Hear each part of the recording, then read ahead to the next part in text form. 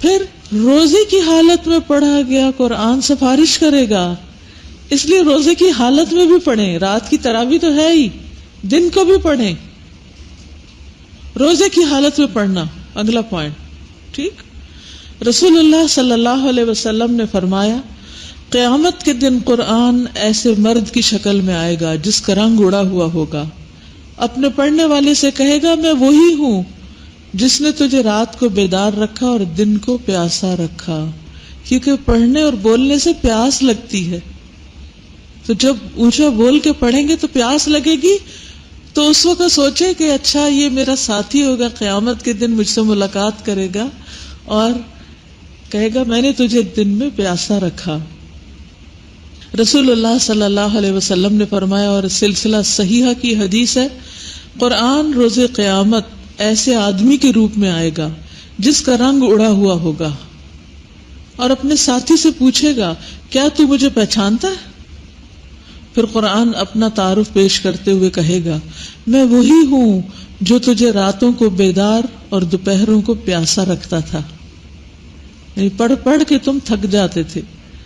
اور یقیناً ہر تاجر بزنس مین اپنی تجارت کے پیچھے ہوتا تھا، اور میں آج ہر تاجر کو چھوڑ کر تیرے لیے ہوں، یعنی لوگ اپنی دنیا میں لگے ہوئے تھے اور تو میرے پیچھے تھا، تو آج میں ان کو چھوڑ کر تیرے پاس آ گیا ہوں۔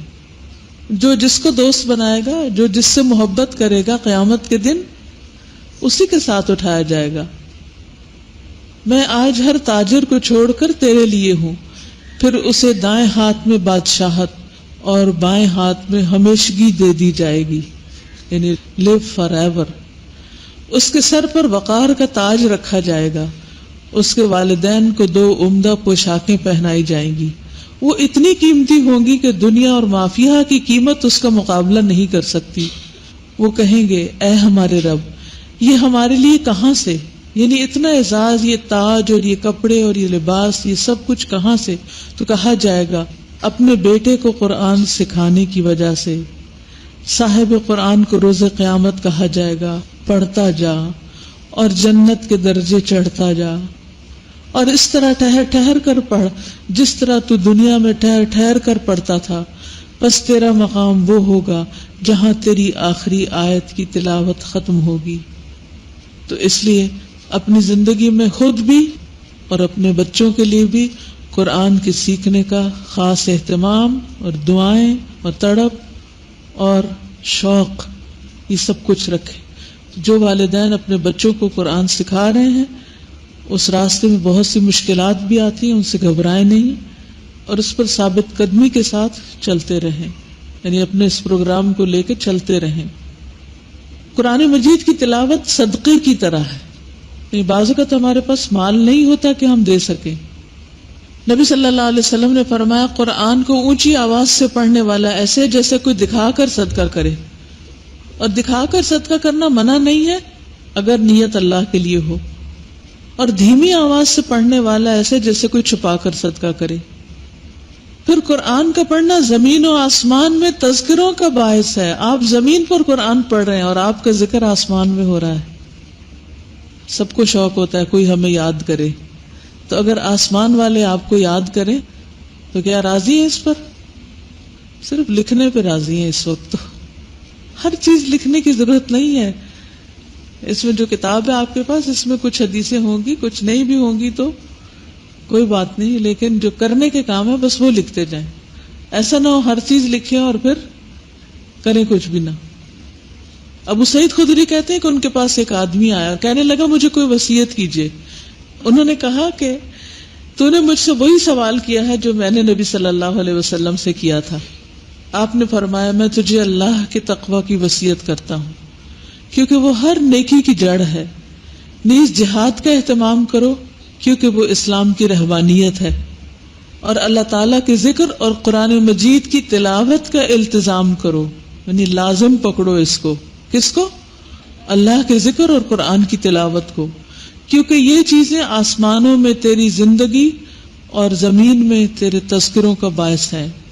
آسمانوں میں تیری زندگی یعنی آسمان میں روحک فی السماء و ذکرک فی الارض، ویسے بھی فَاذْكُرُونِي أَذْكُرْكُمْ کے تحت جب انسان اللہ کا ذکر کرتا ہے، اور قرآن اللہ سبحانہ و تعالیٰ کے ذکر کی ایک بہت بڑی شکل ہے، تو اس کا ذکر اللہ کے پاس ہوتا ہے، پھر یہ ہر چیز سے زیادہ بہتر ہے۔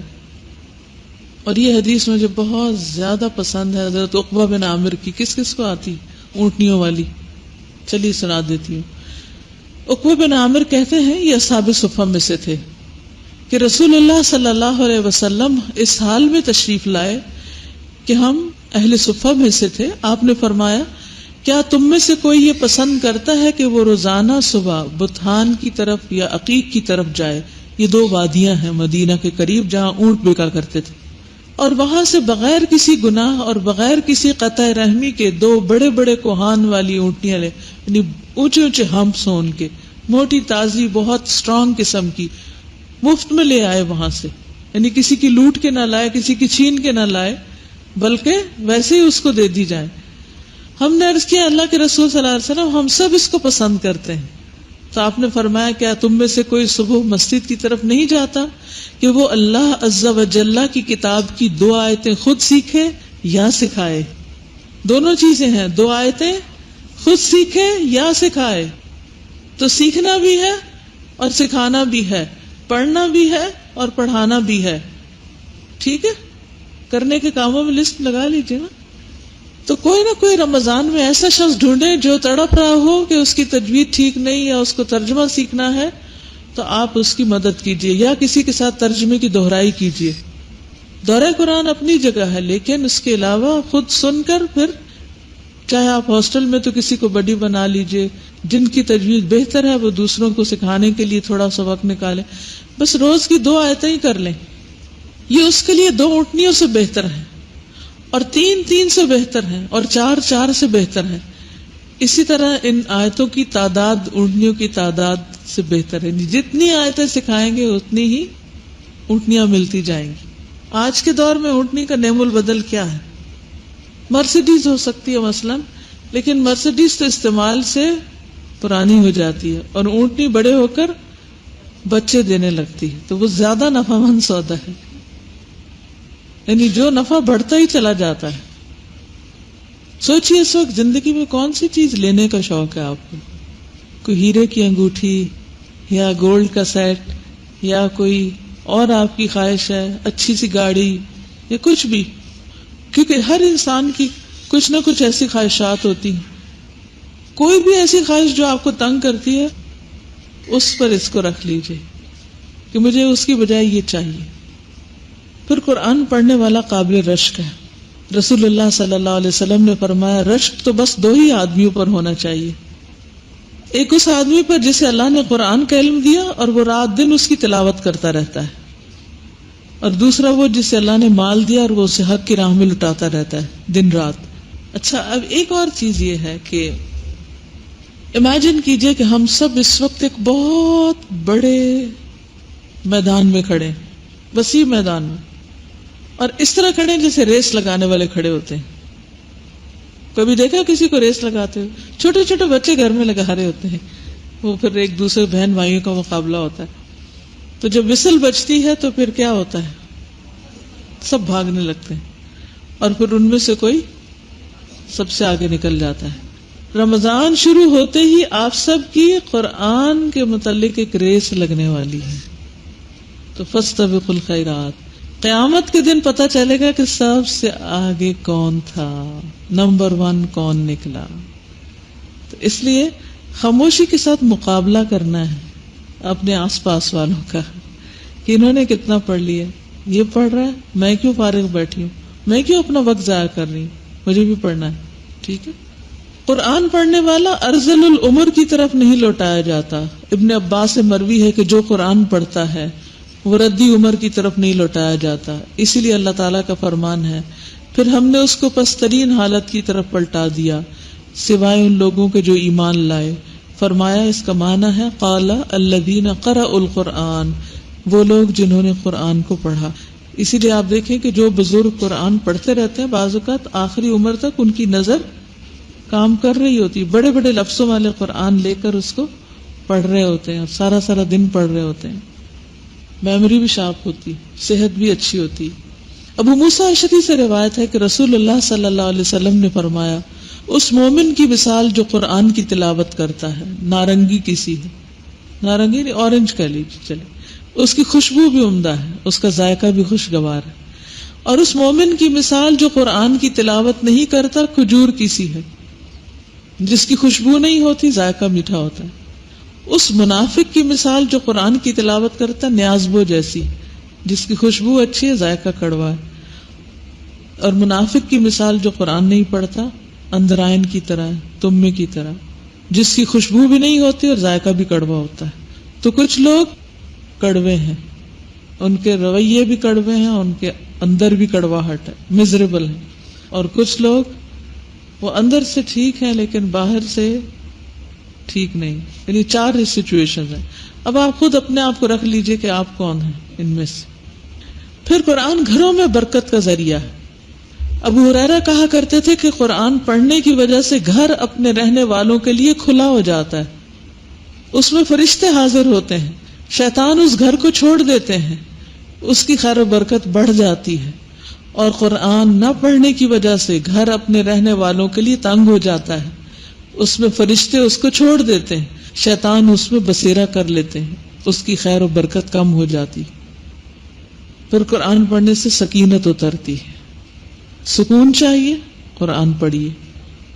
پھر معزز فرشتوں کا ساتھ ہوتا ہے قرآن پڑھنے کی وجہ سے۔ رسول اللہ صلی اللہ علیہ وسلم نے فرمایا، جو آدمی قرآن میں ماہر ہو وہ ان فرشتوں کے ساتھ ہے جو معزز اور بزرگی والے ہیں، اور جو قرآن اٹک اٹک کے پڑھتا ہے اور اسے پڑھنے میں دشواری پیش آتی ہے، اس کے لیے بھی دگنا اجر ہے۔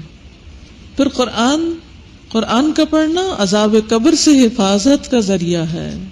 آدمی جب قبر میں دفن کیا جاتا ہے تو فرشتہ سر کی طرف سے آتا ہے، تو تلاوت قرآن اسے دور کر دیتی، یعنی عذاب کے فرشتے کو پیچھے کر دیتی، مارنے نہیں دیتی۔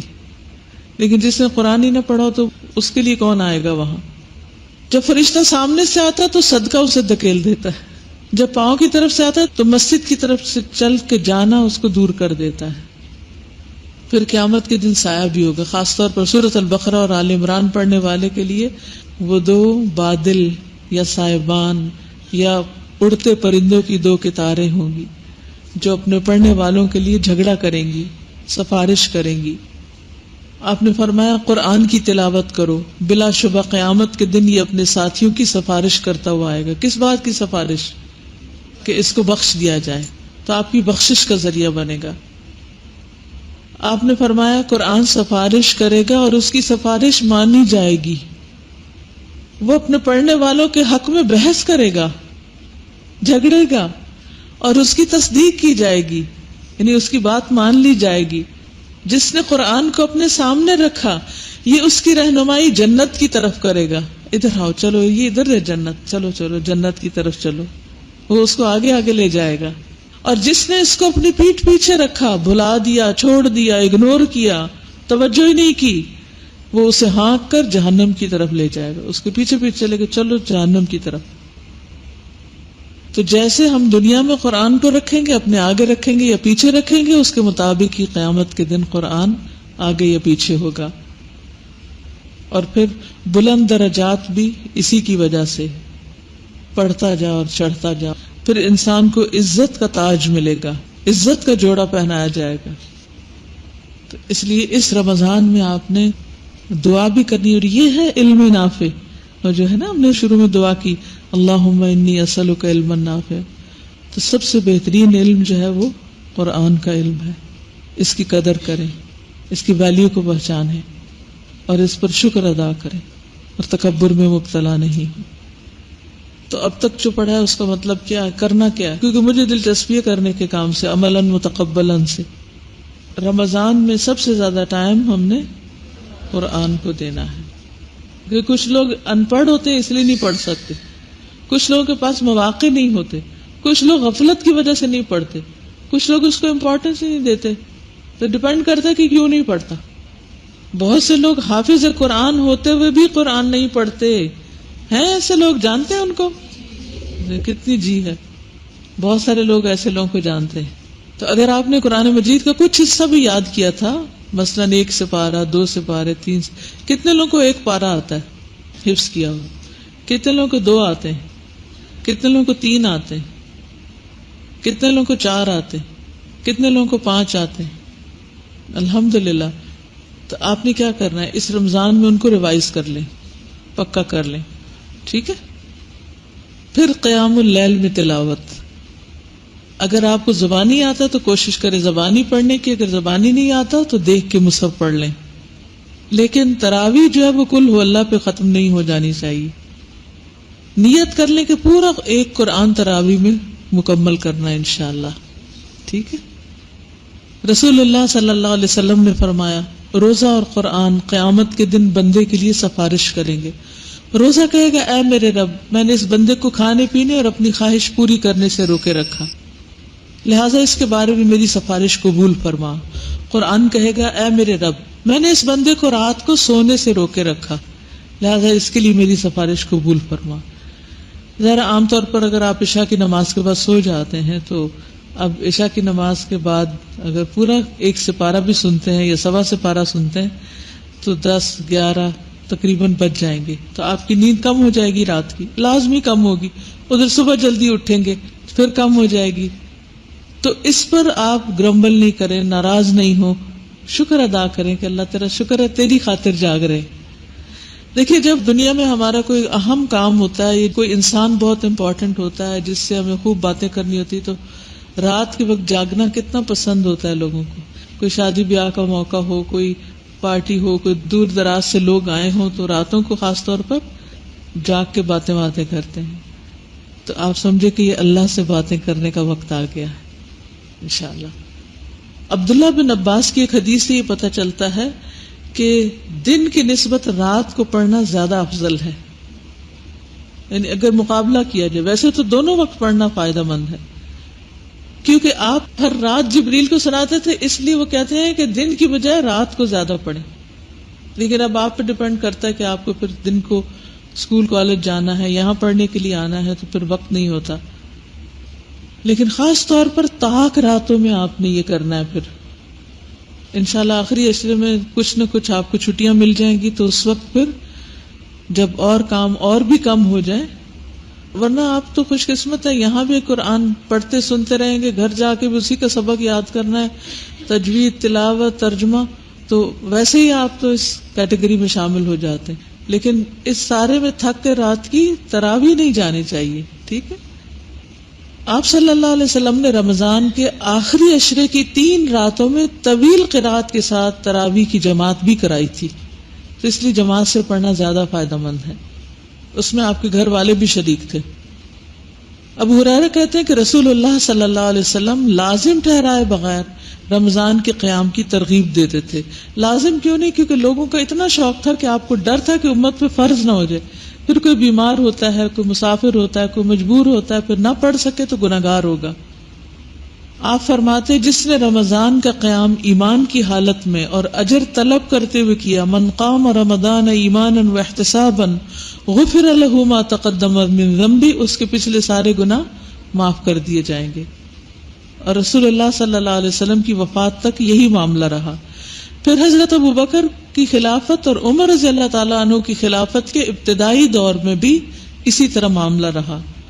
یعنی اجتماعی طور پر اہتمام نہیں تھا، ترغیب دی جاتی تھی. پھر حضرت عمر رضی اللہ تعالیٰ عنہ نے اس کو منظم شکل دے دی. تو اس کا فائدہ کیا ہے رات کی تراویح پڑھنے کا؟ اس سے کیا ملے گا؟ کیا فائدہ ہوگا؟ پچھلے سارے گناہ معاف ہو جائیں گے. آپ کو اپنا کوئی گناہ یاد آتا ہے؟ کوئی ستاتا ہے؟ کسی گناہ پہ گلٹ ہے؟ کسی گناہ پہ پریشانی ہے؟ کسی گناہ پہ ڈر لگتا ہے کہ کہیں پکڑ نہ ہو جائے؟ تو موقع ہے بخشوانے کا خود کو تراویح کے پڑھ کے. رسول اللہ صلی اللہ علیہ وسلم نے فرمایا فرض نماز کے بعد سب سے زیادہ فضیلت والی نماز رات کی نماز ہے. اور پھر ایک حدیث کے مطابق رات کا قیام کرنے والے صدیقوں اور شہیدوں میں سے ہوں گے. صحیح ترغیب و ترہیب کی حدیث ہے. رب کی قربت اور کفارے کا ذریعہ، یعنی برائیوں کا کفارہ اس سے ہوتا ہے، گناہوں سے رکاوٹ بنتا ہے کہ اچھا میں تہجد پڑھتا ہوں اور پھر میں یہ غلط کام کروں. نبی صلی اللہ علیہ وسلم اتنا طویل قیام کرتے کہ آپ کی پنڈلیوں پہ ورم آ جاتا تھا. تو اگر کھڑے ہو کر پاؤں دکھنے لگے یا سوجنے لگے تو خوش ہو جائیں کہ ہم نبی صلی اللہ علیہ وسلم کی سنت پر ہیں. تو عمل صالح کون سا ہوتا ہے؟ جو اچھی نیت کے ساتھ سنت کے مطابق ہو. علی بن ابی طالب رضی اللہ عنہ نبی صلی اللہ علیہ وسلم سے روایت کرتے ہیں کہ جبریل میرے پاس آئے اور کہا اے محمد جتنا چاہو زندہ رہو بالآخر مرنا ہے، جس کو چاہو محبوب بنا لو بالآخر جدا ہونا ہے، جیسے چاہو عمل کرو بالآخر اس کا بدلہ تو ملنا ہے. استغفر اللہ. اچھا عمل ہو یا برا جو بھی کرو گے بالآخر اس کا بدلہ تو ملنا ہے. اتنا ضرور جان لو کہ مومن کا شرف عزت قیام اللیل میں ہے اور اس کی عزت لوگوں سے بے پرواہ ہو جانے میں ہے. یعنی لوگوں سے کسی قسم کا کوئی لالچ نہ ہو، تو اس سے اس کو عزت نصیب ہوگی. تو ایک اور ٹارگٹ کیا ہے رمضان کا؟ کیا کرنا ہے؟ لوگوں کو دینا ہے، لینے کی توقع نہیں رکھنی. لوگوں کو دینا ہے، ان سے کسی قسم کی کوئی غرض اور لالچ نہیں رکھنی. اللہ سبحانہ وتعالیٰ دو آدمیوں پر ہنستا ہے. ایک وہ شخص جو سردی کی رات میں اپنے لحاف اور بستر سے اٹھ کھڑا ہو اور وضو کر کے نماز پڑھنے لگے. اللہ تعالیٰ اپنے فرشتوں سے فرماتا ہے میرے بندے کو یہ کرنے پر کس چیز نے آمادہ کیا؟ وہ عرض کرتے ہیں اللہ تیری نعمتوں کی امید اور تیرے عذاب کے خوف نے. پس اللہ تعالیٰ فرماتا ہے جس چیز کی اس نے امید کی میں نے وہ اس کو دے دی، اور جس چیز سے یہ ڈرتا ہے میں نے اس کو اس میں امن دے دیا. کس چیز سے ڈر لگتا ہے آخرت کے بارے میں؟ اپنے گناہوں سے. پھر اسی طرح جنت میں امن کے ساتھ، بے فکری کے ساتھ، سلامتی کے ساتھ داخل ہونے کا ذریعہ ہے. عبداللہ بن سلام نے پہلی بات جو مدینہ میں سنی نبی صلی اللہ علیہ وسلم کو دیکھ کر وہ یہ تھی، فرمایا لوگو سلام پھیلاؤ، کھانا کھلاؤ، رشتوں کو ملاؤ، رات کو جب لوگ سوتے ہو تو نماز پڑھو. ان باتوں سے تم جنت میں سلامتی سے داخل ہو جاؤ گے. افشوا السلام، اطعموا الطعام، وصلوا الارحام، وصلوا باللیل والناس نیام، تدخلوا الجنت بسلام. پھر جنت میں خوبصورت بالا خانے اس سے ملیں گے جو لوگ رات کو قیام کرتے ہوں اور دن کو کھانا کھلاتے ہوں لوگوں کو. نبی صلی اللہ علیہ وسلم کتنا قیام کرتے تھے، کیا پڑھتے تھے قیام اللیل میں؟ عام دنوں میں بھی، رمضان کے علاوہ مثلا کتنی لمبی ہوتی تھی؟ کتنی دیر؟ سورۃ البقرہ، آل عمران، النساء، ایک ہی رکعت میں. ترتیب یوں ہے البقرہ، النساء اور پھر آل عمران آپ نے پڑھی. اس حدیث سے یہ بھی پتہ چلتا ہے کہ اگر صورتیں آگے پیچھے کر لی جائیں تو اس سے کوئی فرق نہیں پڑتا. اور پھر رکوع بھی اتنا لمبا اور پھر سجدہ اتنا لمبا. کبھی زندگی میں ایک بار بھی کرنا نصیب ہو جائے تو سمجھیں گے کہ واقعی کچھ کیا. سوچئے کتنی ہمت تھی اور ہماری طاقت کتنی ہے. پوری سورت تو درکنار، ایک سورت بھی ایک رکعت میں پڑھنا یا ایک سپارہ وہ بھی مشکل ہے. اور اس پر کبھی سوچا بھی نہیں، کبھی محنت بھی نہیں کی، اس کی طلب بھی نہیں رکھی کہ ہمیں یہ توفیق ہو. لیکن اگر زیادہ نہ پڑھ سکیں تو جتنا بھی پڑھ سکیں. فَاقْرَؤْا مَا تَيَسَّرَ مِنَ الْقُرْآنِ. 10 آیات پڑھنے کا اجر کیا ہے؟ ایسا ڈھیر ملے گا اس کو جو دنیا و ما فیہا سے بہتر ہے. 100 آیات پڑھنے والے کا ثواب ساری رات کی عبادت کے برابر لکھا جائے گا. 1000 آیتیں پڑھنے والے کا ثواب بے انتہا ثواب جمع کرنے والا. پھر اسی طرح آپ میں سے جو لوگ حفظ کیے ہوئے ہیں وہ اپنے حفظ کی دہرائی کریں اور دور کریں، دوسروں کو سنائیں. جو بھول چکا ہے اس کو دوبارہ یاد کر لیں، ورنہ قیامت کے دن قرآن خلاف گواہی دے گا کہ اس نے مجھے چھوڑ دیا تھا. پھر غور و فکر، انشاءاللہ غور و فکر کے بارے میں کل میں بات کروں گی دورہ قرآن کے شروع میں، کہ تدبر قرآن اور ترجمے سے یا سمجھ کے پڑھنے کا اجر اور ثواب کتنا ہے. اللہ سبحانہ وتعالیٰ نے یہ کتاب نازل ہی اس لیے کی ہے کہ لوگ اس کی آیات میں غور و فکر کریں. کتاب انزلناہ الیک مبارک لیدبروا آیاتہ ولیتذکر اولو الالباب. یہ بابرکت کتاب ہے جسے ہم نے آپ کی طرف اتارا ہے تاکہ لوگ اس کی آیات پر غور و فکر کریں اور عقل مند نصیحت حاصل کریں. تو ہم نے کیا کرنا ہے آئندہ دنوں میں انشاءاللہ؟ غور و فکر کرنا ہے اور کیا کرنا ہے؟ نصیحت حاصل کرنی ہے اور اس سے عمل بدلنا ہے انشاءاللہ۔ عبداللہ بن مسعود کہتے ہیں جو شخص علم حاصل کرنا چاہتا ہے، اللہم انی اسألک علما نافعا، اسے چاہیے کہ قرآن کریم میں غور و فکر کرے، اس لیے کہ اس میں اگلے پچھلے سارے علوم موجود ہیں۔ پھر تعلیم القرآن، دوسروں کو سکھانا۔ جو لوگ اللہ کے گھروں میں سے کسی گھر میں اللہ کی کتاب کی تلاوت کرتے ہیں اور آپس میں اس کی تعلیم میں مصروف ہوتے ہیں، ان پر سکینت نازل ہوتی ہے، رحمت انہیں ڈھانپ لیتی، فرشتے انہیں گھیر لیتے ہیں اور اللہ ان کا ذکر اپنے پاس موجودہ فرشتوں میں کرتے ہیں۔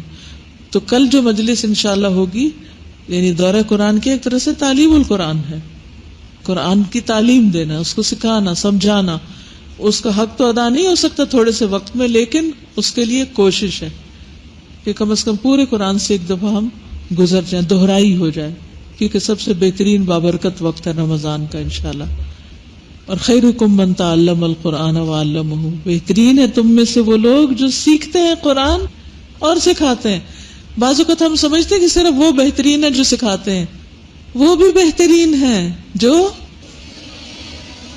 جو سیکھتے ہیں اور سکھاتے ہیں، سیکھتے ہیں۔ تو اگر آپ سیکھنے والوں میں سے ہیں تو اپنے درجے کو کم نہ سمجھیں، یہ بھی بہت برکت والا کام ہے، بہت بہترین کام ہے۔ جس نے اللہ عز و جل کی کتاب کی ایک آیت بھی سکھائی، جب تک اس کی تلاوت کی جائے گی اس کو ثواب ہوتا رہے گا، صدقہ جاریہ کا کام ہے۔ تو یہ تو ہے قرآن کے ساتھ تعلق جو رمضان میں انشاءاللہ ہمارا ہوگا، تلاوت، تراویح، تدبر، 3 T's، تلاوت، تراویح، تدبر، ٹھیک ہے، قرآن کے ساتھ۔ اور دوسرا کام کیا کرنا ہے؟ فمن شہد منکم الشہر فلیصم، روزہ رکھنا ہے اور شوق سے رکھنا ہے، سحری کھا کر رکھنا ہے۔ اور روزے کا مقصد تقوی حاصل کرنا ہے تاکہ دنیا میں ہم گناہوں سے بچ جائیں، آخرت میں آگ سے بچ جائیں۔ بعض لوگوں کو روزے سے سوائے بھوک پیاس کے کچھ نہیں ملتا، اور بعض لوگوں کو قیام سے سوائے تھکنے کے کچھ نہیں ملتا۔ وہ کون ہوتے ہیں؟ جن کی نیت ٹھیک نہیں ہوتی، طریقہ ٹھیک نہیں ہوتا، اور اس کے ساتھ ساتھ غلط کام کرتے ہیں۔ تو ہمیں انشاءاللہ رمضان میں روزے سے تقوی حاصل کرنا، اور تقوی کا مطلب ہوتا ہے بچنا، اور ہمیں روزے کی حالت میں لازماً کچھ چیزوں سے بچنا ہے، وہ تمام چیزیں جو اللہ تعالیٰ نے حرام قرار دی ہیں۔ رسول اللہ صلی اللہ علیہ وسلم نے فرمایا روزہ گناہوں کے لیے ڈھال ہے، اگر کوئی روزے سے ہو تو اسے فحش گوئی نہیں کرنی چاہیے، کسی سے لڑائی جھگڑا، گالی گلوچ، بدتمیزی، بد اخلاقی کچھ نہیں۔ فرمایا اور شور نہ مچائے، نہ فحش گوئی کرے نہ شور مچائے، چیخنا چلانا نہیں۔ اگر کوئی شخص اس کو گالی دے یا لڑنا چاہے تو اس کا جواب صرف یہ ہو کہ میں ایک روزہ دار آدمی ہوں، میں نہیں لڑ سکتا۔ پھر خوب خوب دعائیں کرنی۔ وَإِذَا سَأَلَكَ عِبَادِي عَنِّي فَإِنِّي قَرِيبٌ أُجِيبُ دَعْوَةَ الدَّاعِ إِذَا دَعَانِ فَلْيَسْتَجِيبُوا لِي وَلْيُؤْمِنُوا بِي لَعَلَّهُمْ يَرْشُدُونَ۔ اور جب بندے میرے تجھ سے میرے بارے میں سوال کرے تو کہیے کہ میں قریب ہوں۔ اللہ کا قرب محسوس کرنا ہے۔ پکارنے والے کی دعا قبول کرتا ہوں جب وہ مجھے پکارتا ہے، لازم ہے کہ وہ میری بات مانے، مجھ پر ایمان لائے تاکہ وہ ہدایت پائیں۔ یاد رکھیے جب رمضان کا مہینہ آتا ہے تو آسمان کے سارے دروازے کھول دیے جاتے ہیں، ورنہ آپ کو پتہ ہے کس وقت کھلتے ہیں؟ یہ اذان کے بعد کھلتے ہیں، لیکن رمضان بھر کھلے رہتے ہیں۔ تو آپ نے خوب خوب دعائیں کرنی ہیں، اٹھتے بیٹھتے چلتے پھرتے خوب دعائیں۔ ذرا سی کوئی حاجت ضرورت محسوس ہو، کوئی چیز پریشان کرے، پنچ کرے، تنگ کرے، اپنے آپ سے تنگ ہو، لوگوں سے تنگ ہو، کسی بھی چیز سے، تو فوراً دعا کریں۔ رسول اللہ صلی اللہ علیہ وسلم نے فرمایا 3 آدمیوں کی دعا رد نہیں کی جاتی، ان میں سے ایک روزے دار کی، یہاں تک کہ وہ اس کو افطار کر لے۔ نبی صلی اللہ علیہ وسلم نے فرمایا ہر دن اور ہر رات اللہ کی طرف سے کچھ لوگوں کو جہنم سے خلاصی نصیب ہوتی، اور ان میں سے ہر بندے کی ایک دعا ایسی ضرور ہوتی ہے جو قبول ہو جائے۔ ہر روز ایک دعا ضرور قبول ہوتی ہے، مانگتے جائیے، پتہ نہیں کون سی قبول ہو جائے۔ اور اس کے لیے کیا کریں؟ اپنی ساری دعائیں لکھ لیں، جو جو آپ کو چاہیے اس وقت ہو سکتا ہے یاد نہ آئے جلدی میں، گھبراہٹ میں، کہ رات کو تاک رات ہے، تو میں نے ایک ڈائری بنائی ہوئی ہے، مجھے جب کوئی دعا یاد آتی ہے میں اس میں لکھ چھوڑتی ہوں، اور جب رمضان ہوتا ہے یا جو قبولیت کا وقت ہوتا ہے تو میں اس کو دیکھ کے پڑھتی رہتی ہوں. جس سفر میں وہ ڈائری ساتھ رکھتی ہوں کہ سفر میں دعائیں قبول ہوتی ہیں. تو آپ بھی ایک چھوٹی سی ڈائری بنا لیں، اور اس میں، بلکہ میں یہ چاہوں گی کہ دورہ قرآن کے لیے آپ الگ سے ایک ڈائری بنا لیں، یعنی لمبے رجسٹر اور بہت لمبی چوڑی باتیں نہیں لکھیں، صرف کرنے کے کام، ٹو دا پوائنٹ، چھوٹی چھوٹی باتیں، ہر پارے کے جیمز لکھ لیں. اور رمضان کے آخر میں وہ آپ کے پاس ایک پورا بہترین خزانہ جمع ہو جائے گا. سمجھے کہ ایک جول روز آپ نے ڈالا، آپ امیجن کریں آپ کے پاس ایک باکس ہو، روزانہ اس میں ایک ایک ہیرا ڈالتے جائیں تو رمضان کے آخر میں ایک مہینے میں کتنا کچھ جمع ہو چکا ہوگا. ٹھیک ہے، تو اسی ڈائری کے آخر میں آپ دعائیں بھی لکھنا شروع کر دیں. جب دل میں جس قسم کی دعا بھی آئے اس کو آپ نوٹ کر لیں. ایک تو قرآنی اور مسنون دعائیں، اور باقی جو دعائیں ہیں وہ آپ پڑھیں گے، لیکن اس کے علاوہ اپنے دل کی جو باتیں ہیں وہ بھی اللہ تعالیٰ سے ضرور مانگیں. اور خصوصاً اپنی معافی کی دعا، اور سحری کے وقت استغفار وبالاسحار هم یستغفرون. بس ہمیں ہر حال میں اپنے گناہوں کی معافی کروانی ہے، کیونکہ اس شخص پر لعنت کی گئی ہے کہ جو رمضان کو پائے اور گناہوں کی معافی نہ کروا سکے. جبریل علیہ السلام نے دعا کی اور نبی صلی اللہ علیہ وسلم نے آمین کہی. تو اس لیے کون سی دعا زیادہ مانگنی؟ بخشش کی. جیسے حضرت عائشہ رضی اللہ تعالیٰ عنہ کو حضور صلی اللہ علیہ وسلم نے دعا سکھائی تھی، اللہم انک عفو تحب العفو فاعف عنی. اے اللہ تو معاف کرنے والا ہے، معاف کرنے کو پسند کرتا ہے، تو مجھے معاف کر دے. عربی میں آیا تو ٹھیک، ورنہ چلتے پھرتے کہا کریے اللہ تو مجھے معاف کر دے. جب کوئی گناہ یاد ہے اللہ تو مجھے معاف کر دے. جب کسی کام میں رکاوٹ ہو اللہ تو مجھے معاف کر دے. جب کسی چیز پہ پریشانی ہو اللہ تو مجھے معاف کر دے. حضرت ایوب علیہ السلام نے کہا تھا نا، انی مسنی الضر وانت ارحم الراحمین. اللہ تو ارحم الراحمین ہے، تو مجھے معاف کر دے. یہ میرے ہی گناہ ہیں جن کی وجہ سے میں نیکی اور خیر سے محروم ہو رہا ہوں، تو مجھے معاف کر دے. اور دعا تو خود عبادت ہے، یعنی جب آپ دعا کر رہے ہوں گے تو سمجھیں کہ آپ عبادت کی حالت میں، اور دعا سے زیادہ کوئی چیز اللہ کے نزدیک معزز نہیں. یعنی انسان جتنا زیادہ اللہ کے آگے جھکتا ہے، مانگتا ہے، اس سے سوال کرتا ہے، اتنا ہی عزت اس کی بڑھتی جاتی. تو دعا کرنے سے آپ کی قدر و قیمت اللہ کی نگاہ میں بڑھتی چلی جائے گی. خصوصاً رات کے آخری حصے میں جب سحری کھا رہے ہوں، پکا رہے ہوں، بنا رہے ہوں، اس وقت اللہ تعالیٰ خود پکار رہے ہوتے ہیں بندوں کو کہ میں ہوں بادشاہ، میں ہوں بادشاہ، یعنی سب کچھ تو میں دے سکتا ہوں.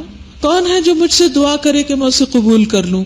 کون ہے جو مجھ سے سوال کرے میں اسے عطا کر دوں؟ کون ہے جو مجھ سے بخشش طلب کرے میں اسے بخش دوں؟ مسلسل طلوع فجر تک ہر روز یہ ہوتا ہے. تو اس لیے اس وقت تو خاص دعائیں کرنی. یہ نہیں کہ اس وقت موڈ آف ہو، اچھا نیند نہیں پوری، تھکے ہوئے ہم ہر ایک سے لڑنے کو تیار نہیں، فوراً اپنی انرجی دوسری طرف لے جائیے. دعا سے تقدیر بھی بدل جاتی ہے. جن چیزوں پہ آپ، جن ایشوز پہ پریشان ہیں کہ میری تقدیر میں کیوں لکھ دیا گیا، اور عمر میں اضافہ ہوتا ہے. اگر آپ کو ڈر لگتا ہے نا ہائے میں مر جاؤں گی، تو اپنی عمر کے لیے بھی دعا کر لیجیے. استاذہ، مجھے ایک صحیح حدیث جب سے میں نے پڑھی ہے، میں جب بھی دعا مانگنے لگتی ہوں تو وہ میرے سامنے آ جاتی ہے، اور مجھے فیصلہ کرنا مشکل ہو جاتا ہے کہ جو درود پاک پڑھتا ہے اس کو تمام دعائیں مانگنے والوں سے زیادہ ملتا ہے. تو پھر میں سوچتی ہوں کہ شاید میں دعا اپنی کو زیادہ اہمیت دے رہی ہوں حدیث کے مقابلے میں بہت مشکل میں ہوتی ہوں، اور پھر کبھی میں وہ بیچ بیلنس رکھنا چاہیے، مانگے بھی صحیح، کیونکہ دعا کرنے کا بھی حکم ہے، درود شریف پڑھنے کا بھی اور دعا کرنے کا بھی، تو دونوں چیزیں کریں. ٹھیک ہے. دعا فائدہ دیتی ہے اس بارے میں جو نازل ہو چکا اور اس میں جو ابھی نہیں اترا. پس اللہ کے بندو تم پر دعا کرنا لازم ہے. یہ دیکھیے آپ کا سوال کا جواب آ گیا اس حدیث میں، فَعَلَيْكُمْ عِبَادُ اللَّهِ بِالدُّعَاءِ. اور قبولیت یا تو فوراً چیز مل جاتی ہے یا آخرت میں ذخیرہ بنا دیا جاتا ہے، یا اتنے گناہ معاف کر دیے جاتے ہیں جتنی دعائیں ہوتی. اللہ تعالیٰ بندوں کو خالی ہاتھ لوٹانے سے حیا کرتا ہے. جب بندہ اس کے سامنے اپنے دونوں ہاتھ پھیلا کر مانگتا ہے تو اللہ تعالیٰ کو اچھا نہیں لگتا کہ خالی ہاتھ بھیجے، یعنی قبول کر لیتا ہے. وقال ربکم ادعونی استجب لکم، تمہارے رب نے فرمایا مجھے پکارو میں تمہاری دعا قبول کروں گا. بے شک وہ لوگ جو میری عبادت سے تکبر کرتے ہیں ان قریب ذلیل ہو کر جہنم میں داخل ہوں گے. دعا نہ کرنا اللہ کی ناراضگی مول لینا ہے. من لم یسأل اللہ یغضب علیہ، جو اللہ سے سوال نہیں کرتا اللہ تعالیٰ اس سے ناراض ہو جاتا ہے. تو کرنے کے کام کیا ہے، خلاصہ کر لیتے ہیں. اب تھنگس ٹو ڈو کی لسٹ. ایک تو میں نے جو آپ کو ساتھ ساتھ لکھوائے ہیں ان کو نیٹ کر لیجئے گھر میں جا کے. شادی کارڈ، گفٹ کارڈ، ہر گھر میں کچھ نہ کچھ موجود ہوتے ہیں. تو آپ کیا کریں، گھر جا کے کوئی اچھا سا کارڈ نکالیں اور اس کو اچھی سی کٹنگ کر کے ہلکا سا حاشیہ لگائیں، اور کرنے کے کام جو ہے موٹے موٹے خود اپنے لیے لکھ کے کسی بھی جگہ پر وال پر پیسٹ کر لیں تاکہ آپ کو یاد رہے، ورنہ یہ سبق بھول نہ جائے. علم بھلانے کے لیے نہیں، یاد رکھنے کے لیے. ٹھیک ہے. تو کرنے کے کاموں میں سب سے زیادہ ٹاپ پہ کرنے کا کام کیا ہے؟ روزے کے علاوہ قرآن سے تعلق، چاہے حفظ ہو، چاہے پڑھانا ہو، چاہے دورہ قرآن ہو، چاہے رات کی تراویح ہو. یعنی بعض پرومیننٹ فرق ہو رمضان اور غیر رمضان میں، یعنی سننا، سنانا، پڑھنا، پڑھانا اور دور کرنا، سب چیزیں. پھر اس کے علاوہ یہ ہے کہ آپ کے پاس شہر رمضان کتاب ہے نا، سب کے پاس. یہ آپ کے کورس کی کتاب ہے، شاید کلاس میں آپ کو پڑھا دی جائے گی، لیکن میں یہ چاہتی ہوں کہ آپ اس کتاب کو یوں پڑھیے کہ اس کا ایک چیپٹر خود گھر والوں کے ساتھ پڑھ کر آئیے. جو ہاسٹل میں لوگ ہیں وہ ہاسٹل میں اپنے ایک دوسرے کے ساتھ خود پڑھیں، یعنی اس کتاب کو خود پڑھیں گے آپ. ٹھیک ہے. اور کلاس میں ٹیچر جو ہے وہ 10 منٹ کے لیے جو پڑھا ہے ڈیلی کا لیسن اس پر تھوڑی سی ڈسکشن کر لے. اور یہ آپ شروع کر سکتے ہیں رمضان میں یا رمضان سے پہلے ہی، کل سے ہی شروع کر سکتے ہیں. اور ہو سکے تو اپنے گھر والوں کے ساتھ مل کر پڑھیں، یا اپنے ہمسایوں یا کسی کے ساتھ مل کر پڑھیں تاکہ وہ بھی عمل کرے، تو آپ کا اپنا عمل بھی آپ کو فائدہ دے اور ساتھ اس کا عمل بھی. ٹھیک ہے. اوکے. اب آپ کے ذہن میں کوئی سوال ہو دورہ قرآن کے حوالے سے یا کسی اور چیز کے بارے میں تو وہ آپ کر سکتے ہیں. میری بات یہاں پر مکمل ہوتی ہے. وآخر دعوانا ان الحمد للہ رب العالمین. اچھا جی، اوکے. یہ کہہ رہی ہیں کہ جو احادیث آپ نے بتائی ہیں وہ ساری اس کیلنڈر کے اندر موجود ہیں. یہ قرآن مجید سے متعلق 30 احادیث ہیں جو ہم نے اس کیلنڈر میں جمع کی تھی. یہ آپ دوسروں کو بھی تحفہ دے سکتے ہیں، اور آپ کیا کریں، اپنے ٹیبل پہ رکھ لیں، یاد کر لیں بالکل. اور اس میں ڈیٹ بھی ہے، ڈیٹ وائز، اور پھر یہ سارا سال بھی آپ کے ساتھ رہے گا. ٹھیک ہے جی. آپ کچھ کہیے.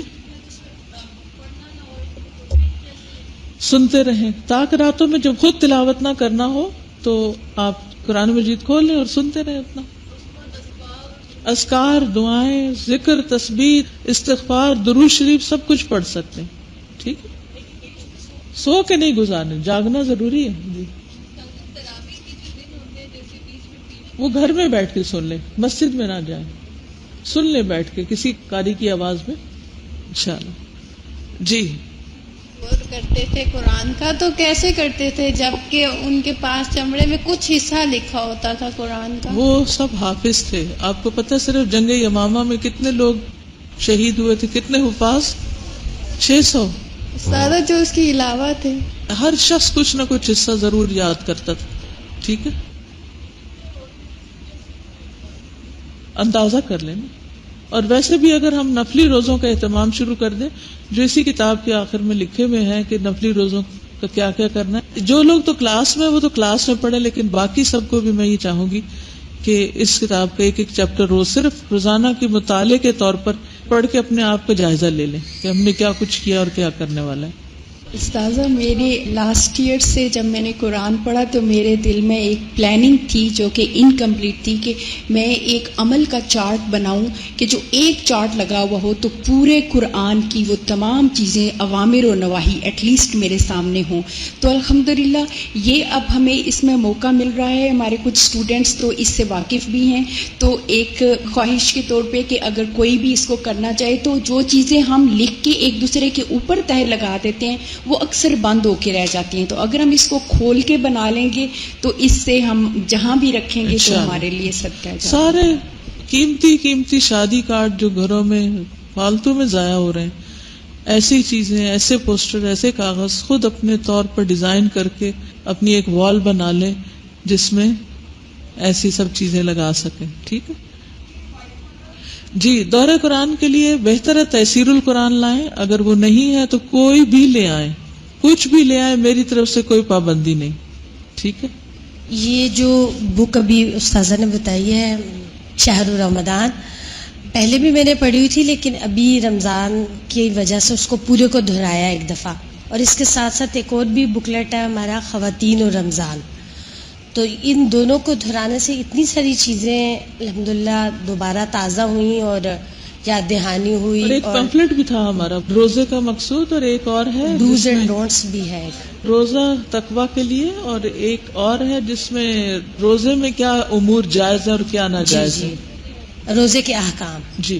میں اسی لیے چاہ رہی ہوں کہ آپ کا ہوم ورک ہے گھر میں جا کے، چاہے امی کے ساتھ، ابو کے ساتھ، بہن کے ساتھ، بھائی کے ساتھ، کسی کے ساتھ آپ نے ریڈنگ کرنی، اور ان کو بھی، ہمسایوں کو اور راستے میں لوگوں کو، رشتہ داروں کو، ہر ایک کو زیادہ سے زیادہ اویئرنیس. کیونکہ ہم اپنے لیے کیا مانگ رہے ہیں؟ اللہم انی اسألک علما نافعا و رزقا طیبا و عملا متقبلا. اللہ ہم سب کو عطا کرے